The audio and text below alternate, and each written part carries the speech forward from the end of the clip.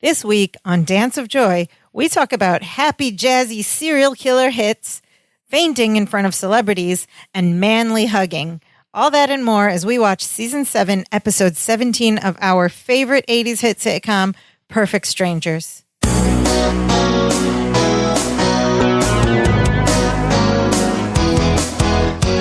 Hello and welcome to Dance of Joy, a Perfect Strangers rewatch podcast. My name is Sophia. I'm one of your hosts. And joining me is your other host, who is also my brother. What's up, Imran? Other host, brother host, other cousin host, brother host with the most. What's up, listener, cousin? Hi, sister. Hey, did I ever tell you about that time I met Barry Williams in person? Do you remember who Barry Williams is? This is our first trivia question. Barry Williams, also known as Greg Brady from the Brady Bunch. You met Greg Brady? It was during college. I was in like the student union event things, and tell me, I forgot. There's a conference you go to, and it's kind of hilarious where all these older, let's just say, not washed up, older celebrities and stand-up comics are there so they could get booked on college shows. Oh, yeah. And so Barry Williams had a booth. And I walked up to him, and I shook his hand. I almost fainted. Just kidding. I didn't faint. It's Greg Brady, for Christ's sake. Come on. Was he nice? He was very nice, and he was, he was older. But I was like, oh my god. Also, I met Mark Price there. Remember him? He was on Family Ties. He was Skippy on Family Ties. You told me about that. And on. Didn't you know the white guy from 227? Yes, he came to our college. Barry Sobel. Another Barry. And then also at the student union conference, later we went to like the bar, and I'm not even kidding. Skippy from Family Ties was playing pool with Horshack from Welcome Back, Kotter. It was very surreal. Amazing. The point is, none of these celebrities really made me faint once meeting them. I don't know if a celebrity exists that I would faint instantly by meeting. What about you? Oh, I think I would faint with any celebrity. Okay, I'd be well, not faint, but I would just be like a bumbling idiot and be like, "Bleh." I saw Ken Marino in a restaurant once in Baltimore. And I was like, it's Ken Marino. Plus, when I went to art school in Brooklyn, there was lots of, like, Rosie Perez lived down the street. Spike Lee would be walking around. It was very strange. New York is very strange. You just see these people everywhere. Wild. But this week, our cousins get to meet a very special celebrity, and we'll see how they handle in the Perfect Strangers universe. Yes, and in our regular universe, I guess. Yes, because we are watching Season 7, Episode 17 of Perfect Strangers, entitled Wayne Man. It's the Wayne Man, not Batman. Is that a pun on Rain Man? Maybe. I thought of Batman, Rain Man. Okay, I don't know. Wayne Man. What happens in Wayne Man? Well, TV Guide would have told you. While on a Las Vegas outing, Balky meets his idol, Wayne Newton. Whoa. Thanks to a white lie from Larry. Uh-oh. Was Larry lying? Surprise. Our cast for this episode are our favorites, Bronson Pinchot and Mark Lynn Baker as Balky and Larry, respectively. We also have their significant others, Rebecca Arthur and Melanie Wilson, playing Marianne and Jennifer. And, of course, a very special guest star and another less special guest actor who we'll get to later. This episode aired on February 29th, 1992. And Perfect Strangers streaming on Amazon Prime Video for all to watch and play along. Let's find out how we meet Wayne Newton. We open with an establishing shot of not a home, not a workplace, not a cityscape. It's in the sky. There's an airplane flying in the sky. A plane? A Wayne very plane? Fuzzy establishing shot. And we hear voices inside while we're looking outside. And we hear Larry saying, okay, Balky, we're almost there. Las Vegas, the city where fun never stops. Okay, so they're on their way to Las Vegas. Hold on. Did we forget that they already went to Las Vegas and that time Larry thought it was like an evil place full of degenerates? Larry does have a gambling problem. Yeah, he was like, it's bad. It's where bad things happen. Or does gambling have a Larry problem? Now he's like, Las Vegas, the city where fun never stops. There's no trauma associated with Las Vegas. It's as if they never went there before. I guess they did. Yes, this is our second time. Yes. Anyway, let's suspend that memory for a minute and go on. And Balky says, more to the point, it's the city that's home of Wayne Newton. Oh, there's the second piece of the puzzle. And so we see the plane land on a runway, and then we see like footage, like stock footage of downtown Las Vegas, the Strip or whatever, with all the establishing shots of Las Vegas. But it doesn't, to me, look like 1991. No. The cars in these shots seem a little bit older. You see a lot of these shots throughout the episode, maybe, and I'm like, this is like from the 70s. They got 70s this from a 80s. vault somewhere. Yeah, you just, they just have they don't reshoot these. They're like, just grab the Vegas footage. We need to cut it into the show. It doesn't look like 1992 cars at all. Then we cut to, so for all we know, watching season 7, this is the first time they're going to Las Vegas. How do they get here this time? Never mind that they went there. Why are they here? Well, we'll find out. We cut to the inside of a hotel room, which is, again, like floral and what, like an early 90s idea of what a fancy hotel should look like. Yeah, last time I thought it was like pink their hotel this time room. It's like green and it's floral. always this institutional green that's like in hospitals and office buildings. We see Jennifer and Larry is telling her that the luggage should be up in a minute, and then he goes, when Balky won this all expense paid trip to Las Vegas, did the all expenses paid include tips for the bellman? He's asking Jennifer. Okay, so a lot of information here. We don't know how he won this trip. Radio contest. The way they're there is that Balky won an all expense paid trip, apparently for him and 3 others. And Larry is very cheap. And Larry's cheap. And so Jennifer's like, gives him a look. She's like, ugh, Larry, no. And Larry's like, okay, does anyone have change for $1? And then she's like, I'm going to divorce you. No, cheap, Larry Appleton. Marianne and Balky come in. Only Balky is kind of zombie and stunned look, and he just slowly walks in and he doesn't say anything. And then finally he says, if anybody needs me, I'll be in my room until we go home. Oh. They're like, what happened? And he tells them that the person in line in front of him got the last 2 tickets to Wayne Newton's show. Oh, no. And then he starts crying and flings himself face down on the bed. He's wearing the shiny 90s shirt we've seen earlier. Before. It was stripey and remember dark. when they're 50% rayon, 50% silk or whatever? It's very 90s early rap hip hop style. Stripey, yeah. Yeah. Balky is sad, and Larry tries to help by saying, look, Balky, we can have fun without going to the Wayne Newton show. And suddenly Balky pops up and goes, fun Blasphemy. Without Wayne? Fun without Wayne? He says, cousin, there can be no fun without Wayne, and starts sobbing again and again collapses on the bed. When Jennifer goes, wait, I think I know where to get tickets. And then Balky just pops up and goes, really? Just bounces off the bed. Jennifer says she has a friend who lives here in Vegas. And he told her anytime she's there, if she needs tickets, just to give him a call. And Marianne's like, oh, you mean Clint? And Larry's like, Clint? What? Clint? And Marianne goes, yeah, it's an old boyfriend. And Jennifer's always calling and telling her to dump the troll. And they start laughing. And Balky's laughing. And Jennifer is laughing as she turns and looks at Larry, who is, quote unquote, the troll, and stops laughing as Larry absorbs all of this. Don't they all live together and have the same phone line in the house? So wouldn't he know if Balky never picked, or Larry never picked up a phone call from Clint? Know if be like, wait a minute, who is this? Why are you calling my wife? Who is Clint? Yeah, anyway. And so Jennifer's like, look, I'll just make the call. It's very awkward because she's been outed about the troll comment. But Balky's very excited by the troll comment. And goes, cousin, why do you tell me we have a troll? Where do you keep him?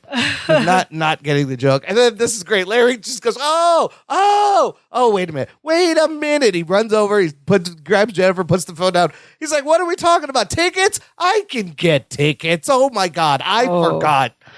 He goes, look, I'm a reporter for a major metropolitan newspaper. All I have to do is pick up the phone, tell them who I am and what I want, and bingo, tickets to Wayne. Jennifer's like, are you sure you're not just doing this because you're jealous of Clint? That's exactly what he's doing, but he plays it off and just goes, Clint who? Balky says, oh, Clint, the man that knows you have a troll. Cousin, where do you keep him? He says. Larry goes, forget Clint. Balky goes, when did you get him? Larry goes, believe me, Jennifer, Balky goes, what does he look like? And Larry goes, the tickets are as good as in my pocket. And Balky goes, what do you feed him? And then Larry just pauses and goes, Troll chow. Troll chow. Giving into the troll. The troll bit. They're just calling him a troll in front of his face. So these are the stakes. Larry has to prove he's not a troll and be a man or whatever. Get tickets to impress Jennifer so she doesn't have to call Clint. So that she forgets about Clint. Also, he doesn't want to disappoint Balky, right? Balky's very excited. Well, I think that's not his main. It's mostly about to impress Clint, right? Jennifer. And so that's his stakes. That's what's driving him to do whatever he's going to do to get these tickets. And what is he going to do? So we then see him on the phone a little while later, and we hear him say, hello, this is Larry Appleton. I'm a reporter with the Chicago Chronicle. He says, yeah, I'm considering doing a profile piece on Wayne Newton. I think it would be a big boost for Wayne's career. Big boost for Wayne's career, as if his career isn't huge. He's just like playing this false confidence. He's like, so if you could leave 4 tickets at the front desk, well, I could pick them up now. I could pick them up now. And then we just hear him pause for a minute, and he's like, well, yeah, no, see, you don't understand because I need these tickets. He says, I really need these tickets. If I don't get these tickets, my wife is going to leave me for some tall guy named Clint. And he's like, hello? And then they hang up on it. It's not going well. The clout Larry Appleton thinks he has is not working. And Balky comes back in. He goes, cousin, come on. We're waiting for you in the lobby. He says, we want to get to the Liberace Museum early. You got to go to the Liberace Museum in Vegas. And now Larry's got to think on his feet and figure out what to do. He goes, Balky, we're thinking about this Wayne thing. And he goes, I think your expectations of Wayne are too big. Because what do you say we skip the show and go to Hoover Dam? I hear it's beautiful at night. He wants to go to Hoover Dam at night where you're not going to see anything. And Balky's suspicious, thinks he's hiding something from him. Larry says no. This part is great. Yeah. Because he's standing in front of him.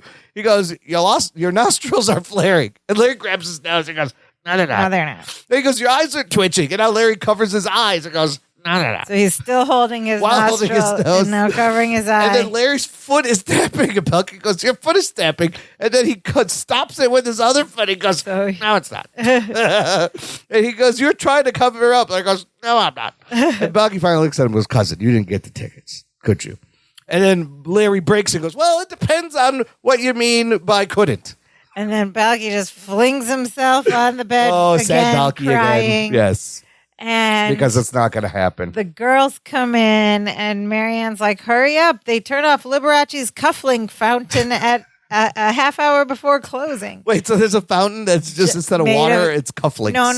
No, it's made out of statue cufflinks? of a cufflink that's beautiful. See, I assumed it was a fountain of cufflinks just cascading because he had so many cufflinks. It's Liberace. I thought it was like his one famous cufflink, a statue of it with water coming out of cufflink. It could be either. It could be either thing. What is a cufflink fountain? It could be either ridiculous. Both are ridiculous. Mine was a little more cartoony. Yours is a little more realistic. Yeah. Okay. So now Jennifer is like, Larry, you couldn't get the tickets, could you? She goes, I better call Clint. And she walks. Balky's like, yes, please call him. She walks over to the phone again. And Larry again. He goes, no. Hey, wait, no. He goes, hey, who said that I couldn't get the tickets? He goes, come on. In fact, they wanted to give me more than I asked for. He's just doubling down on this lie. And Balky's like, cousin, are you sure? And Larry's like, would I lie? And then all three of them go, yes. And he goes, all right, yes, I would. And Balky throws himself on the bed again. He goes, but this time, I did it. He goes, okay. He gets Balky up. He's like, the three of you go downstairs, get a cab. I will meet you out front. I'm just going to change. At which point, Jennifer has a little warning for him. She steps up to him. She goes, Larry, be careful walking through the lobby. The bellmen hate you. Because he's a cheap tipper. Yeah. And then as they're leaving, a little exchange between Marianne and Balky. And Balky says, come on, Marianne, I want to show you my special lucky machine. I win every time. You don't even have to put in coins. You just put in your credit card and it pays you money. So he's going to take her to an ATM machine. ATM. It's automatic. They run out. That's a cute joke. That's cute. And now Larry closes the door and rushes over to the phone. He has got to come up with something. Yeah.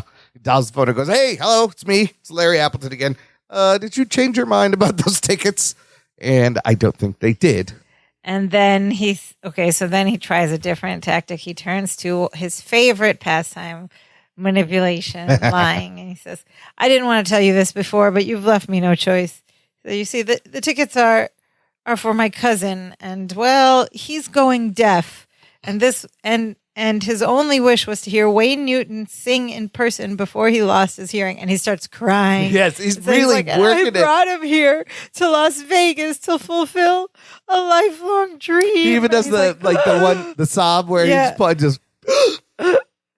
He's like, is that asking for so much? He is really pouring it on. And then he listens. He's like sobbing into the phone. Then he listens. And then he goes, 4 would be great. Thank you. Like not sobbing at all. He's like, thank you. I'll be right down. And he hangs up the phone and he like laughs joyfully. He's like, yes. And he like runs to the door, but then he like regains his composure and looks sad again as he walks out. Then he just gets all calm and walks out like everything's normal. And the scene fades to black. That's the end of Act 1. You know what? I gotta say, solid beginning. I think it's good. I mean, there are a lot of unanswered questions like how did he win this all expense ticket? Doesn't matter. And why don't all expenses include the Wayne Newton show? Yes. And why is that extra? That's an expense. But we have all the ingredients of what we love. A solid high stakes. There's jealousy, high stakes. There's a celebrity. There's lying. There's trying to impress and him just digging a deeper hole for himself. And it's good so far. It's great. Listener, you can join this conversation. Join our Facebook group. It's called Dance of Joy Podcast Group. There's a link in the episode description. I post threads there of episodes we do ahead of time so you can watch along, leave your questions, observations, and they'll get rolled into the show. We will discuss them at the end of the show. You can also meet other fans, perfect strangers, and listeners and join this great community, Dance of Joy listening community, all right there. Act 2, we are still in Vegas and we see the strip again. More establishing shots from the 70s, I presume. And one of these establishing shots of the strip has a funny sign up front. I think it's later, but it says giant shrimp and crab cocktail, $1. $1. Huge sign. Not, I even think in 1992. I mean, I know Vegas $1 shrimp cocktail. Give me get that. Where do I get that? Probably will make you sick. We cut into a Wayne Newton concert. He's performing on a stage. He's performing the song "Mac the Knife." Very popular. Very song, popular. Standard. It sounds very jazzy and fun, but it's very upbeat. What's it actually about? But so I watch these shows with the caption on. Yeah. And the words of the song are going as he's singing, and by the end of it, I'm like, hold on a minute. And I probably knew this and forgot. Yeah. I think this song is about a serial killer. He's talking about bodies laying by the river, blood and a knife and wearing a mask. And I'm like, I think Mac in fact, is it? I love this song. It's a great jazzy song. The song tells, this is Wikipedia right here. The song tells of a knife-wielding criminal of the London underworld from the musical named Mac Heath, which he references in the lyric. Oh, Mac Heath wears the glove. The Mac the Knife, and that's Mac the Knife of the title of the song. The song has become a popular standard recorded by many artists. First one was recorded by Louis Armstrong in 1955. Yeah, it's a great song. So it is about a serial killer. It's such a happy. You know what else is ironic? I remember there was McDonald's commercials. Remember they had the mascot with the moon guy? He had a big moon head for McDonald's. Yeah. He was singing Mac the Knife in those commercials. Oh, so weird. McDonald's used a song about a serial killer to sell burgers. Was it? Yeah. I'm pretty sure I remember the moon head singing Mac the Knife. For 99-cent Big Mac. Yes. Yeah. Yeah. I see it. Yeah, that's it. Wild. Yeah. Why? I don't know. But it's great that the song is about a serial killer. Anywho, the character is called Mac Tonight. Oh, Mac Tonight was the moon guy. All of these things are like mixed up in my head. Weird. Yeah, it's very strange. I didn't know any of this stuff. These are all the things that this thing makes me think of. So, anyways, presumably they're at the concert because we cut back to their hotel room and they walk in and Balky is ecstatic. He throws himself onto the bed. He goes, "It was more wonderful than I dreamed it would be." And he stands up and goes, "Cousin, I clapped so hard, I think I dislocated my palms." You can't dislocate a palm. And Larry's like, "Yeah, it's a great show." And then there's a knock at the door and they open it and there's a man there who says, I'm Dave Milner. I'm an assistant to Wayne Newton. Ooh. And Larry introduces himself and Balky. The man offers Balky his hand, and Balky just hugs him, of course. And then he steps back, and he's still in shock. He says, "You know Wayne?" And the guy's like, "Yep." And he starts to talk, and Balky cuts him off. He says, "Is it the kind of thing where he might even say, 'Hey, Dave, let's you and me go grab a Grand Slam at Denny's?'" The guy's like, maybe. And Balky's like, "Have you ever hugged Wayne?" And the guy's like, "Yeah, in a manly buddy sort of way." It's funny they got to put that line in there. Yeah, it's 91. It is 92. I was like, 92, you can't just say you hugged the guy. What's the big deal? And Balky says, "I just hugged someone who has hugged Wayne." Who hugged Wayne? I hugged someone who hugged Wayne. He was so excited about that. And Larry's like, "Let's hear why this man is here. Let's let him talk." And the guy goes, "Now Wayne." And Balky's like, "You call him Wayne?" And the guy's like, "Yeah." And so anyway, we finally find out. He says Wayne wants to invite them, Larry and Balky, to a little reception he's having in his suite right now. They're in the same hotel as Wayne. Well, yeah, and he's the performing concert. in the resort. So then or why whatever. isn't it part of all inclusive? It should be. It's like a whole thing What about kind of Wayne. trip is this? He says that Wayne is very anxious to meet this special person. Is what That's the wrong Dave, use of the word anxious, Dave. I know, that's true. You That's what mean Dave says eager. to Larry. You mean eager. And at that point, you hear the audience kind of gasp. Like you hear them go, "Oh, because we know what they know, which is what they don't know, which is what Larry was like." Right. And Larry's like, "That's great. You know what? Thank Mr. Newton, but we can't make it." And Balky is in shock, standing there and just screams, "What are you talking about?" He goes, "We'll be there." Larry's like, "No, we won't." And Balky just screams, "What are you talking about? We won't be there. Are you out of your mind?" He doesn't understand. Going.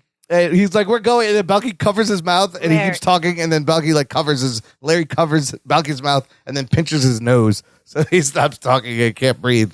And then this is a very sitcom-y thing. He says to the man, he says, he's still holding Balky's face, Yeah. Balky by the face, in fact.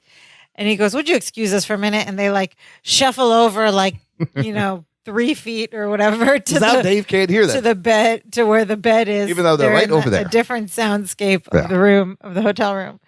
And they have a private conversation here. And he says, "Listen to me. You are not thinking this through." And Balky's like, "What are you thinking of? What are you talking about? What could possibly possess you to try to crush the biggest dream of my life?"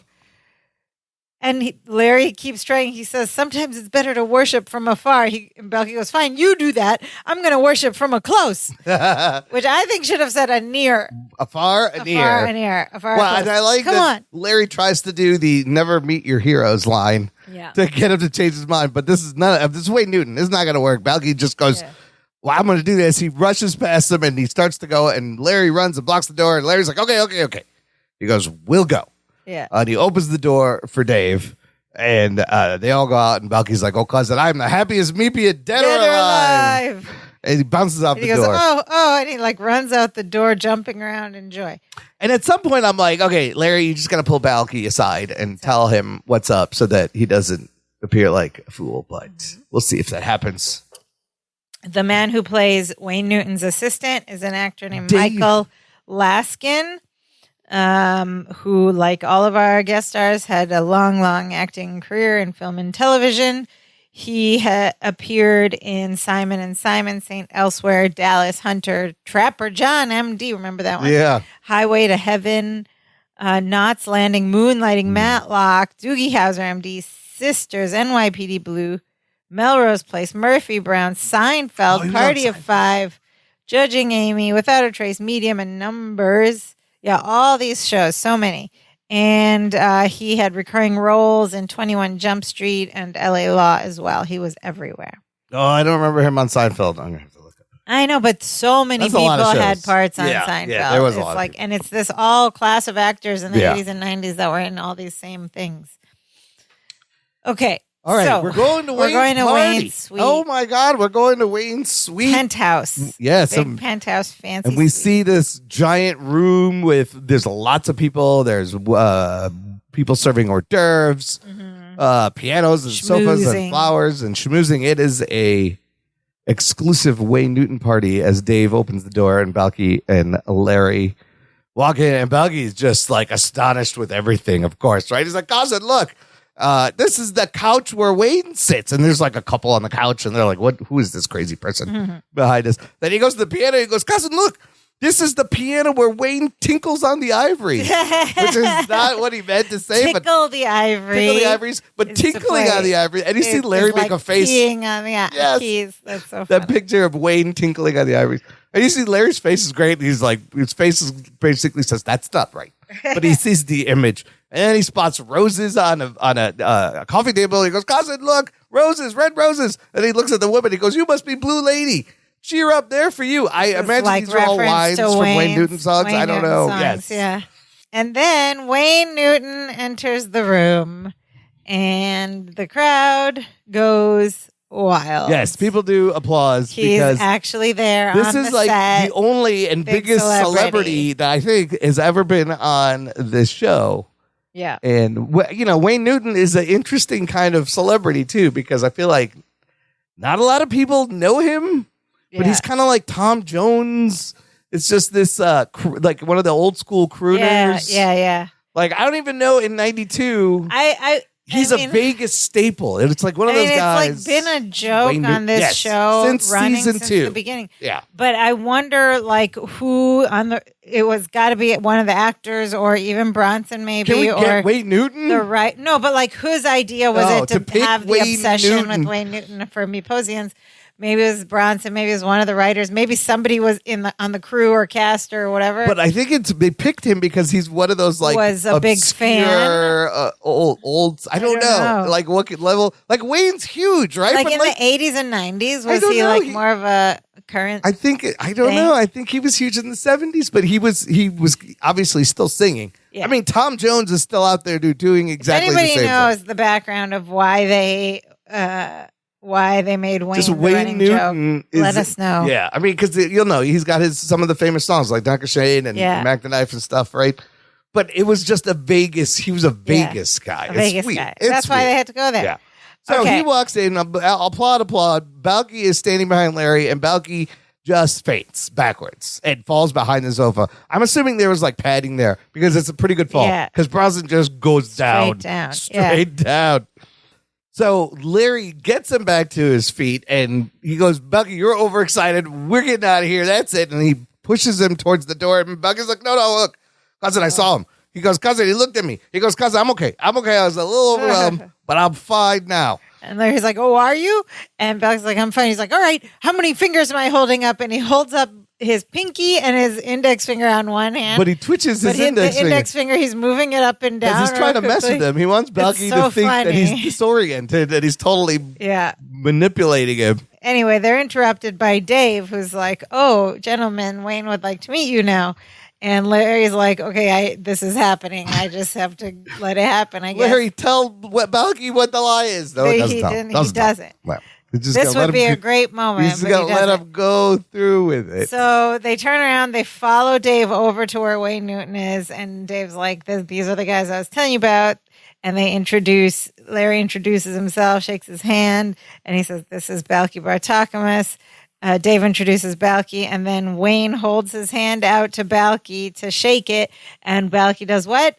Hugs him? Not quite. He faints again and falls over straight backwards, dead faint. Yes, there's a lot of fainting about Balky, and Larry just goes, he skipped lunch. And then they both help him back Wayne up. and Larry both pull him up. Hoist him back up, and he is just in a daze. And then Larry holds him up and turns him to face Wayne, and Wayne Newton goes, Balky, it's so nice to meet you. He's screaming.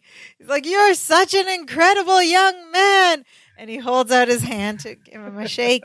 And then now Balky steps forward and hugs him, bear hugs him. Wraps himself around him. He's like, Wayne, like total fangirling. But you know what? This whole time. Like, this is how the little girls, treat like Harry Styles and stuff. Yeah. Or even like Taylor Swift or fainting or like the Beatles. You watch that old footage.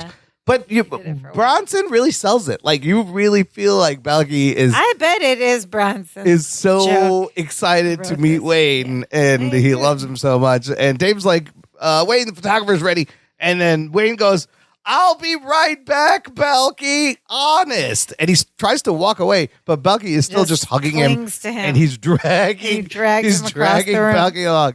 He goes, I'll be right back. And then Belky finally lets go. And they're on the other side of the room. And he goes, Daddy, don't you walk so fast. I didn't understand why he said this. this. That is the name of a Wayne Newton song. A title of a Wayne Newton song. song. I don't know any Wayne Newton song. Yeah. Okay, that makes sense. Daddy, don't you walk so fast. So Larry's Wayne leaves, to do the photos. Pulls him aside, and Belky's just like, Cousin, isn't he wonderful? Isn't he terrific? Why is he yelling at me? And Larry's like, what? Why? Well, probably, singing in front of a large orchestra all those years has made him a little hard of hearing. Yeah, that's it. He goes, yeah. That's it. So he's now telling Balky that Wayne can't hear, and Wayne thinks Balky can't hear. Upon lie, and Balky buys it. He goes, "Oh, that poor man." And then Wayne comes back. He's like, "Sorry about that. I'm back."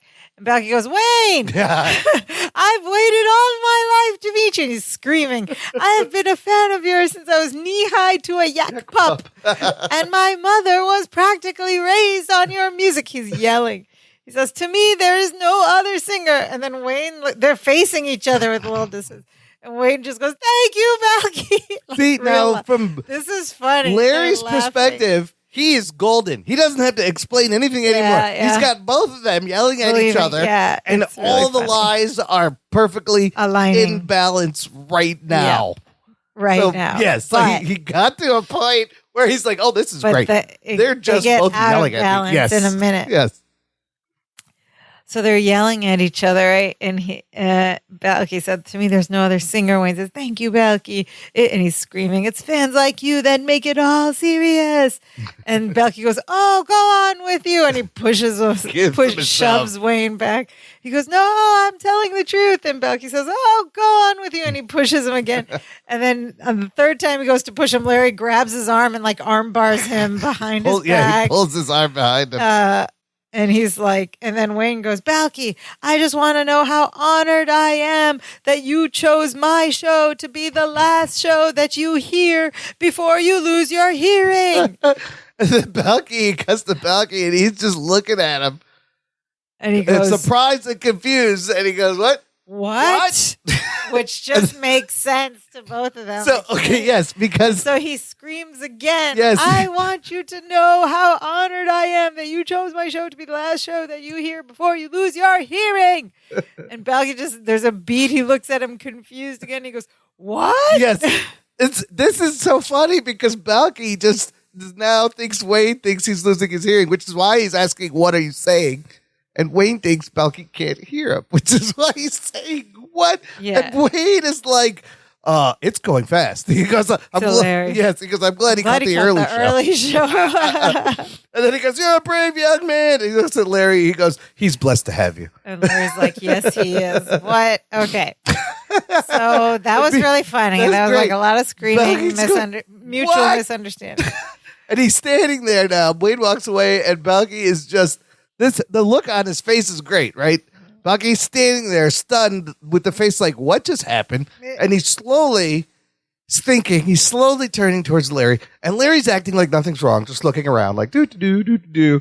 And then you see Balky's face slowly look at Larry and understand what is happening. And then he just goes, "What have you done?" Because now he's realized there's been some Larry shenanigans.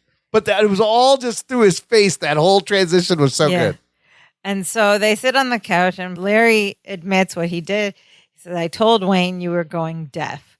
And Balky is like in shock. He's like, "Why didn't you tell me sooner?" And he starts crying. And then he sits down and collapses. He's devastated because now he thinks he's really going deaf. And Larry's like... At first, he tries to go with it. He's like, "I wanted to tell you sooner," but and then he starts crying. He's like, okay. He's like, "No, Balky, you're not going deaf." Okay, and Balky goes, "What?" He's coming clean. Yeah. More what? Yeah. He says, "You're not going deaf," and Balky says, "What?" And Larry says, "I made it up. That's what I told Wayne's people so that I could get you tickets to the show." And Balky Now it's all... is incredulous. He's still devastated, not for a completely different reason. He goes, you lied to Wayne. It's nothing sacred to you. Larry thinks this is fine. He goes, look, you feel great. You got to meet Wayne. Wayne feels great because he helped you. There's no harm done, according to Larry Appleton here. Balky says, no harm done. He says, you took the most thrilling moment of my life and you tarnished it with a lie. Yeah, that's pretty bad. That's pretty bad. But they can't continue because just then Wayne calls everybody's attention in the room. From the back of the room. And everybody stops and turns. And he says, we have someone very special here tonight. And then you see announcements. Yeah, and then you see Balky turn and look at Wayne. And Wayne sees this. And then Wayne sees Balky's face and he goes, we have someone very special here tonight. And Balky's like, oh, God, he thinks I'm dead. And he tells the crowd, the whole room, he says, I want you all to meet him. It isn't very often in my lifetime that I've seen this kind of courage. And he says, please give a big round of applause. Oh, and this is the moment Larry can't take it anymore. He needs to come clean. Yeah, he's like, before he introduces Balky. Assuming he's about to introduce Balky, and Larry goes, wait a minute. He goes, I can't let you go through with this. And then he just tells the whole room, the man you're about to introduce is not what he appears to be. And it's not his fault. It's mine. I made the whole thing up so he could get tickets to the show. And I've ruined this entire evening for someone who means a lot to me. And I'm sorry. And he's essentially apologizing to Balky. Oh, look at this. We're back to having a lesson like an old episode. I like it. Yes, and Balky reaches up and brushes his arm like he takes his apology, right? He's sent to the room, but he's essentially apologizing to Larry. And then Wayne steps down. He's got a very serious face. First starts stepping towards them, and then he makes a sharp left turn. He goes, you should be ashamed of yourself for impersonating a war hero. And we see there's an old man there in like a World War I costume. Like an old military uniform. Yes. Yeah. And this old guy. And Wayne's like, you should be ashamed of yourself. And then he tells Dave, he's like, escort him out. I had a feeling there was going to be, I was like, I bet Wayne's not talking about Balky. And Larry is just not going to know. And Larry's like, Dave is taking this guy to leave the party very slowly, and he's like a Larry's 90-year-old like, wait, not him. I lied about Balky's hearing problem, although I can't vouch for the old guy. Didn't see that coming. That's kind of funny. And Larry turns to Balky and says, I'm so sorry. Can you ever forgive me? And this is like heartbreaking. Balky says, yes, cousin, I can forgive you, but I just don't want to be seen talking to you right now. And he runs out from the party. Well, that's some good emotion. And the whole audience is like, Balky's hurt. Yes, this emotional roller coaster. Wayne is there looking very judgy at Larry and stuff. So we see another transition shot from the 70s. Yes. This is where it says... the shrimp cocktail. For colossal shrimp cocktail, $1. $1, yeah.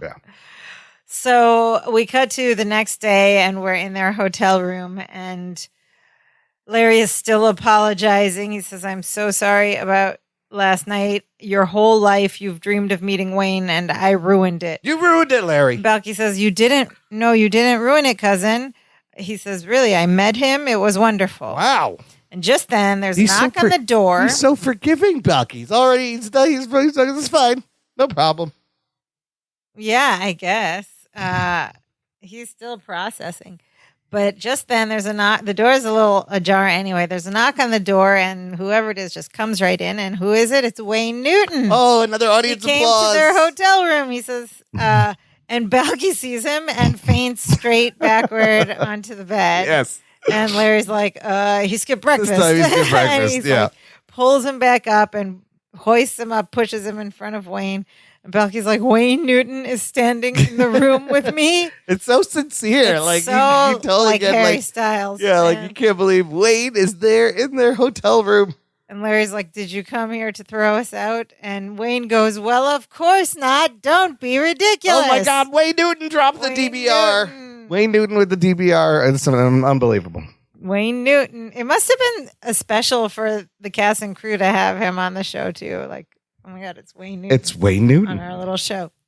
So he says the line. Then he says, he was thinking about it, and it finally dawned on him that this is the Balky that's been writing to him for the last 15 years. Every week for the last 15 years. And Balky's like, yeah, that's me. And Balky has been writing to Wayne. Wayne goes, how's Mama? He doesn't know Mama. Balky's like, oh, she's great. He says, you remember when I wrote to you and told you she was going back to school?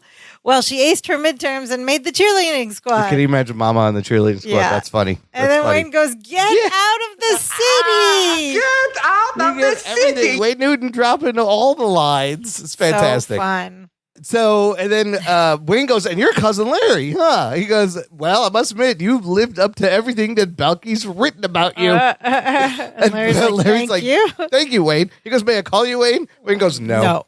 And then Larry's like, I understand. Wayne's like, lighten up, Larry. I was just kidding. And he looks to Balky and goes, he does get tense, doesn't he? He knows all about Larry and Balky because he's been writing to him for 15 years. He knows everything. But you'd think in 15 years he never responded or offered to meet. Maybe he didn't have time to write back. So he must know MePost loves him, that he needs to do a show. Now he's at feeling MePost. guilty because he's like, this kid's been writing to me This for is 15 the years Balky. and I've never I responded. thought he was a crazy and now he's stalker. Here and now I feel bad for not responding. And so maybe that's why, because he tells them that he has come there to their room to invite them back to the show as his guests this night. And he tells Balky that he wants to do a very special song for him. And Balky is like, what? That's amazing. You want to do a song for me? Can you imagine? Imagine if Taylor Swift or Michael Jackson or Prince was like, I'm going to do even a local your artist. favorite song just for you. That's very nice. Even a local artist. Yeah. That's very special. Oh, so nice. And Wayne's like, yes. And Balky's like, what song is it? And Wayne says, it's a surprise. I can't tell you. And Balky says, please tell me. He says, it's a surprise. Is it CC Rider? You'll hear it tonight. Hungry Years, a surprise. Moon River. And then Wayne Newton goes, Andy Williams. That's not a Wayne Newton song. Okay. And Balky covers him out. He's like, he steps to Larry. And Larry's like, it's okay. Going back. He called out a Andy Williams song, not a Wayne Newton song. It's okay. He's human. I'm sure Wayne gets that all the time. And so Balky begs him to tell him what it is. He says, I can't wait. I'm going to explode if you don't tell me what it is. And Wayne says, okay, it's Donkashane. And Balky faints again, pulls him back, and Larry and Wayne catch him. And they both are slapping his face. They're slapping his on face either to wake side. him up. Yes. And Bucky's like, ow, ow, ow, ring. Because Wayne has this giant diamond square ring on his head.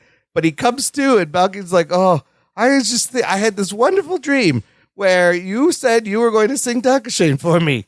And Wayne goes, I am. And Balky just can't. He's like, can't contain himself. Oh, and he's skipping around the room with his arms in the air going, oh, and he runs out into the hallway. Just runs out into the hallway. And so Larry and Wayne are left there, and Larry apologizes for the lying. And Wayne says, it's okay. Actually, I thought about it, and I was really kind of touched that you went to all that trouble to get to the show. He's like, see you later. Okay. And then he turns to leave, and Balky comes running back in from the hallway going, oh, and he jumps up in like a koala hug. Well, and this time he's literally wrapped around Wayne. Wrapped around arms and legs. And Wayne's just Wayne's standing holding there. him up with his... Balky has attached to himself onto Wayne. And Wayne turns around and goes, eh?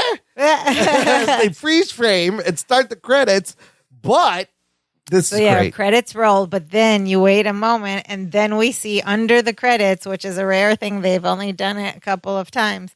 But we see Marklin Baker, then Wayne Newton in the middle, then Bronson Pinchot as Larry and Balky. And Wayne Newton's much taller than even Balky. He is so tall. He's a giant man. And they do this adorable little performance of Donkashane. They're in the Chronicle basement. No, they're still in the they're in the hotel set. Yeah. Okay, it's like the lobby. I don't know why somewhere. I just remembered the okay. They're in the room. hotel they're set. in his room, and they're just doing this little cute back and forth snapping call and response choreography where the guys are going, and they're singing back up to, and it's Donkashane, and it's really fun. Donkashane, yeah, darling, and Donkashane. it's very cute. Thank you for Central Park Info. Yes, I love when they add that stuff at the end. Little choreography that Balky and Larry did in season 2 when they were going to Vegas. When they did Donkashane? Yeah, because in that story, I believe they were trying to see, or no, Balky had gone and Larry didn't make it because he was gambling. And so Balky saw the show by himself. Oh, that's right. But they didn't show Wayne. He saw Wayne. This time he gets to. Also, this reminds me of the Ferris Bueller scene in the parade where Ferris lip syncs Dunk Shane. Yeah. Which is, I think it's the Wayne Newton version, and it's the whole thing. So anyway, it's very cute, and it does nod back to the. Actually, it might not have been the Vegas episode where they sang Wayne, but it was another episode. They definitely. Yeah. But Dunk Shane. I'm not sure if the producers and writers intended for people to remember that they had been to Vegas or not. It doesn't matter. Yeah. Anyways, roll credits. Roll credits. Listener, check out our TeePublic shop where you can get awesome swag, merch, danceofjoypod.com/shop. We got hoodies, t-shirts, tote bags, coffee mugs, all with the Dance of Joy logo on them. You can buy it and look at it while you're listening. Wear it around. Show it to people. Yeah. So, well, sister. Yeah, we have some, before we get to our thoughts here, we have some other little notes. Okay, apparently in one interview with Wayne Newton sometime after this episode, he explained that like everyone on the set of Perfect Strangers cast crew, it was all like strange and exciting for them to have Wayne on the show because they had been making this joke about him for like 6 years. Which was great that it came full circle in the running gag of and he can actually show it up. Mr. Las Vegas himself. They were all probably freaking out and be like, "This is so crazy." Like, I can't believe we can. And I got to tell you, Wayne fits really well into this universe. Yeah, he was really funny. I think he's done some acting, but it seemed like a natural. Like, I wish he would be on more episodes. Like, he fits perfectly with the cast as a character in the tone of this universe. It was great to see Wayne. He is giant, which is kind of crazy. But this was it was a fun episode. Yeah, like we said, it had the solid setup, the lying, the problem, the misunderstanding, Meepost stuff, Balky getting to meet his hero, a little bit of music and dance, and a credit scene with the dance. Great. Once upon a time, I'm not sure if it's still there, but there used to be some like random blooper reels on YouTube, and there were 2 scenes from this episode that had featured in those the bloopers that they put out.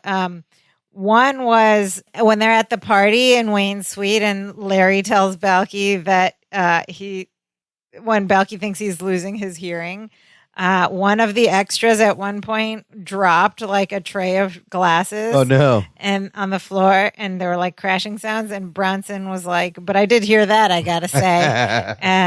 So that was featured, and then they had another one where when Larry and Wayne are both slapping Balky's face, and Balky's like, the ring, Wayne Newton actually at that point takes off this huge, and if you remember, it's like a huge giant crystal diamond, takes it off and just like tosses it over his shoulder. Oh, he's doing some improv. Wayne just seemed like did you just toss like a $50,000 whatever? There's definitely diamonds on there. I bet that was real. No, Wayne seemed to be like the kind of guy who would try to keep like improv and just be fun. Like fun. It seemed perfect. Is he still alive? That's a good question. He is still alive. He's 82 years old. I bet he's still performing. Maybe. I don't know. Yeah. So you said it had everything. Yeah, I did enjoy this episode. Like, of course, there were some questions at the beginning that we don't really need the answers to, but, some open questions like what contest, what did he win? No, you know what? It's an efficient setup. Yeah. It's got a plane shot. We're Vegas, so we want a trip. We're going to see Wayne. Boom. You're into it. First 2 minutes. Why isn't it all included? I don't know. But yeah, so anyway, and the stakes. There were stakes for ones that were like believable and manageable. What's going to happen? He thinks he's losing his hearing. He's threatened by Clint and his wife. And by the way, where did the girls go? They didn't. Did they go to the concert, or are they off hanging out with Clint? I wonder. They would have loved to meet Wayne Newton. And this is how Larry could impress me. Look, exactly. I got Wayne Newton. Look, I got you Wayne Newton. And he's here. And he came to the room. Yeah. But he was too much. Oh, the party. He could have. Yeah, but he was freaking out about the lie. So, and like the whole time I'm waiting for him to just he pull didn't Balky aside. But they just mysteriously stopped showing up with the girls. They're gambling. They got the slot machine. They're with Clint. The salon there with Clint at the blackjack table. Yeah. Okay. But despite all that, yeah, I did like this. It had a lot of things like it had like a transformation from Larry, and we haven't seen that in a while. Something he's learned. He'll forget it by the beginning of the next episode. But I love how Larry was like, he apologizes, but he tries to take this lie as far as he possibly can. Yeah, and so like fun. I said, at one moment, if I was him, I'd be like, oh my God, this is actually working. They're both screaming at each other. I'm good. I don't have to ever admit to anything. And then he outs the World War II guy, which is hilarious, or the World War I guy. But yes, a public apology, heartfelt emotions. Yeah, so I thought it was good. I was probably like one of the better ones recently. All right, what did our listeners think? Okay, let's find out. First up is listener cousin Pam Hitchcock, who said, "Oh, just like us, I didn't expect to like this episode because I'm not a Wayne Newton fan and I'm a bit over Balky's fanaticism, but I surprisingly did." Yeah. She writes one question. Oh, this is what I've been saying. Balky won the all expenses paid trip, so why wasn't entertainment included as part of the all expenses? I'm assuming they're staying at the hotel that sponsored the contest, and the promotion would include shows, not gambling, just shows. On the other hand, I've never experienced it, so I wouldn't know. Even so, back in the 90s, couldn't you get concert tickets by mail? Sure. Also, Larry has paid for 3 car radios, a stereo chair, and a state-of-the-art security system, but balks at tipping. You can't give the bellman $1. Come on, Larry. Jennifer laughing at Larry being called a troll by an old boyfriend who apparently wants her back is insensitive and cold-hearted, which essentially is Jen's true narcissistic personality, just calling it. Yeah, it peeks out every now and then. Ouch. Yeah, and like, why is she married to so Larry? Mean. She doesn't seem to like him. No. More from Cousin Pam. Everyone's wondering where the girls were, but I assumed they weren't interested and went somewhere else. Surprised that Larry didn't try to scalp those 2 extra tickets. Oh, yeah. Larry is deceitful and manipulative, but could this be his most blatant lie? It's a pretty big one. Say what you will about it being a nice thing for Balky, but he was covering his tracks. The fact that it turned out well for Balky was just luck. He says, all the whats were What? All the whats were expected, but were funny and not overplayed. I agree. I really enjoyed those. And she writes, I really enjoyed Wayne Newton's performance and didn't expect to. Yeah, he was great. The song and dance at the end was pretty sweet. Yes, 8 Bibi Babkas. That's 8 a good Bibi score. Babkas on the high ball. So is there no celebrity who, again, name someone you would meet that you would have that reaction to? Can you think of anyone? Yeah, most celebrities. No, they're just I would people. be like, Come on. I don't know. I used to, but now I'm like, I don't know. I'm like, they're just people. It'd have to be, I don't know. I met Metallica once, but really? See, I wasn't even big into Metallica. I was like, it would be like Michael Jackson or Prince for me. If we're talking musical, somebody or other, I would that would be it. That would be like the big one. I would possibly. Yeah, I don't know. I think most people I'd be pretty starstruck and stupid about, but they're just people. Okay, next up we have listener cousin Jason Kurinko. He says, back to Vegas, baby. Well, he never said that once, Balky. I know. What happened to the whole Vegas? Well, you could have done it one time, Balky. They wanted us to not remember that. No, yeah, they've never been there. This is the first time. It was in the early 90s. That was like 4 or 5 seasons ago, and there was really no way. I don't know when the box sets of videos would have been sold, but maybe they weren't out yet. There was no way to remember stuff like that. Reruns, but okay. Back to Vegas, baby. Super cool to see Wayne Newton be such a good sport in this episode. Agreed. I wonder what the girls were doing while this party was happening. Did the guys just bring them along for their discount airfare? LOL. That's how they got there. And then finally we have listener cousin Whitney Smith, who had a lot of very interesting things to share. But she also wondered the same things, like, have the producers thought we forgot about the cousins going to Vegas in season 2? Because that's one of her favorite favorite episodes. And she thinks it's one of the best. And she says, I just hate how they made it seem like season 1 and season 2 never existed. She also wondered, like, what was the reason they got that trip to You won a contest. I keep forgetting the internet wasn't around, so maybe they couldn't actually get tickets in advance. No, you back can't. then. You had to buy them at the thing. Yeah. She says Larry's heart was in the right place in trying to help Balky, but we also saw jealous Larry too. Yeah, it was a big range of Larry. And she's like, why is Jen still talking to Clint? Good questions. All good questions. Okay, here is a very interesting story that Cousin Whitney shared with us. It's when she was a child, she had a wish, like through the Make-A-Wish Foundation, and it was granted. And her wish was to meet Kenan Thompson and Kel Mitchell. You know, Kenan and Kel from Nickelodeon, right? Yeah. Kenan Thompson, of course, on SNL now. And she said the foundation agreed that I could meet both, but then they changed and said that she had to pick one or the other or a different wish entirely because meeting Kenan and Kel would be considered two wishes. Wait, they're one they're one entity. Kenan and Kel. Yeah, but can you imagine the Make-A-Wish Foundation with like these children in need making maybe their last wishes and they're like pulling technicalities out on them? Yeah, what is that all about? Pick your favorite. Two wishes, just give her the wish. Maybe Kenan and Kel weren't talking and did not want to be in a room together. That is so wild to me. Yeah, I'm that's like, I just strange. lost a lot of respect for the Make-A-Wish Foundation. Poor kids. You got to pick one, kid. Sorry. Okay, so we can't get them both. In any case, she picked Kel. Either one would have been fine. Would have been great. I don't know who I would have picked. I love Kenan. And then she said when they finally got to meet him, she was very much like Balky. She like totally froze. Okay. And he was like coming toward her to give her a hug. And she just saying, Mom, she just kept saying, Mom, there he is. Mom, there he is. And her mom was like pushing her toward him to go talk to him. Yeah. See, that is just like such this a good reaction. story. And I'm shocked at the technicalities of Make-A-Wish. Make-A-Wish, you better make that right. You bring Kenan over now. Oh my gosh. Yeah. Bring them both over together. Make that up for her.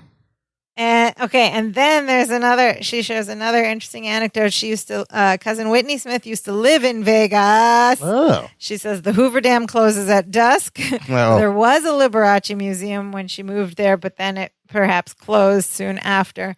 And she knows where Wayne Newton used to live. It was a ranch type mansion, and I used to drive by it all the time on my way to work, she writes. He also had this single engine plane he had in the back, and the longer he kept it back there, the longer the city would fine him. Again, Wayne Newton's celebrity is such a weird thing. Like, he was synonymous with Vegas for a long time. And then she also thinks Jennifer and Marianne were hanging out with Clint. Everybody thinks they were Clint. Okay, that's kind of funny. All right, thank you so much, Cousin Whitney, for sharing those fun stories. Don't be ridiculous was said once. Of course I have. Don't be ridiculous. It didn't sound like that. Well, it sounded like Wayne himself. Newton. Wayne Newton dropping that and get out of the city. Like, that's fantastic. Mm-hmm. No Dimitri. Oh, Wayne could have asked about Dimitri, too. Bucky, where's Dimitri? Did you bring him? Thank you for all those drawings of Dimitri. Thank you for that. Yeah, he has he could have been sending him cartoons of Dimitri Sheep from the Chronicle. Mm-hmm. He's like, Wayne, I'm a cartoonist. We didn't have time to hear all about How's letters. Mama? So no Dimitri. Now we're at Perfect Strangers Today, or PS Today, the segment of this podcast in which we talk about, can we remake this episode today? Would it hold up? What kinds of things would change? The whole tickets thing is all... Oh, yeah. You have to come up with some other conceit all on your phone and stuff. For the stakes. But it's still hard to get, and they sell out. Yeah. And people... You still could try to get like VIP meet and greets or something like that. They're still like trying to use your clout to... Sure. But if the show, this Wayne Newton gag is a running gag, if you had to change this celebrity, if you had to update this Wayne Newton celebrity, to update all of the. Who would it be? Like, what is the equivalent of Wayne Newton now? Cheesy, but I would say lovable. You could do Tom Jones, because Tom Jones is old enough where he could show up, make an appearance. Oh, Wayne could still. He's like, they're both in their like 80s. But like I need to know the reason why they picked Wayne Newton for this gag to begin with. But it's people who play Vegas now. Like, who plays Vegas? Adele. It could be Adele. Gaga. There's also Branson, Lady Missouri. Gaga. Is kind of like a Midwest Vegas, and that's where like Greg Williams would play. Greg Brady. Sorry, Barry Williams. Lady Gaga, Taylor Swift. Taylor Swift doesn't play Vegas. I mean, she does, but not like. Who is synonymous with Vegas? It's kind of different. That's like, who is Mr. Vegas now? Bruno Mars. I don't know. Because not everybody's gone through there. Yeah. But the idea of an island being the big fan of this celebrity is funny. Of one random celebrity. Random celebrity. Yeah, so, very funny. You could do it. You just have to update the celebrity. Listener, let us know who you would update the celebrity because I can't think of anybody right now. Yeah. No, there's a lot. But I can't think of someone like who would be. Who's like kind of funny. random and obscure. Yeah. But also would. Weird Al. Maybe it's weird. That would be kind of funny. They love Weird Al. Would actually work. We're big fans of Weird Al. He's quirky. Or like Meatloaf, or that's like even dated now. But who's today's Meatloaf? Anyway, Sam Meatloaf. Smith, yeah. No, sorry. Okay. So yeah, but everything else would hold up a little bit. I think just the whole topic, the whole celebrity subject. Yeah. But maybe you could even still do it with Wayne now. Maybe. Do people even know who Wayne Newton is now? That's what I would. Yeah. That's my question. All right, so we'll give it like an A- or a B+ on PS. Yeah, pretty PS Today, but above average A-, PS Today score. Okay. Well, listener, join us next week when we will have fun with sofas and elevators. Look, you got to do an episode where yes, I was thinking of that. The Friends couch moving episode. The couch. They moved a piano already. Did they also move a couch? They might have already moved Lydia the couch. Was it a couch? Piano. It was the piano. Remember, it was the piano, and that was the whole like for Lydia. Abbott and Costello bit or some other bit, and so. We're going to have them shoving a couch in an elevator. Should be great. I don't know. I actually have some stories about shoving couches in elevators. I'm sure you do. Okay. We'll find out next week. In the meantime, another way to support the show, listener, is to visit our website and click that Buy Us a Coffee button. danceofjoypod.com/support will also get you to our support page. You can give back for all this nostalgia. We appreciate all the support. It goes back into bringing you a show every time, every episode, as we are getting even closer to the end.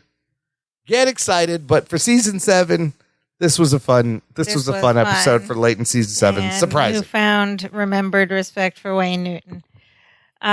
Listeners, please also come and connect with us in all the different ways. Come and find us on our website, danceofjoypod.com.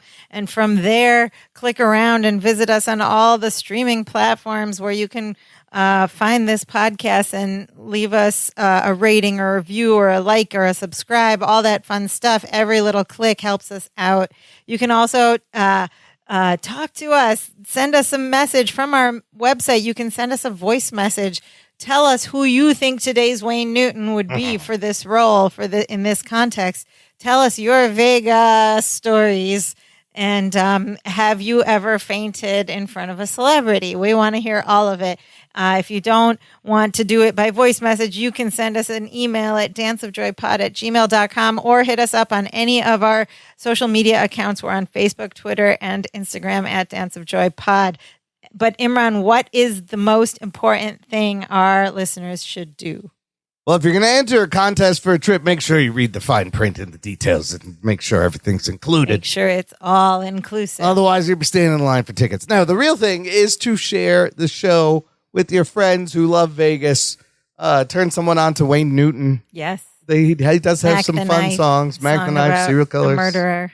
Dankeschön. Thank you. German. Is that what it is? Right? Yes, share the show with a friend. Word of mouth goes a long, long way, and we will love you forever for it. That is our show for today. Now we are so happy. We do the dance of joy. Hey, hey, hey, hey, hey, hey, hey.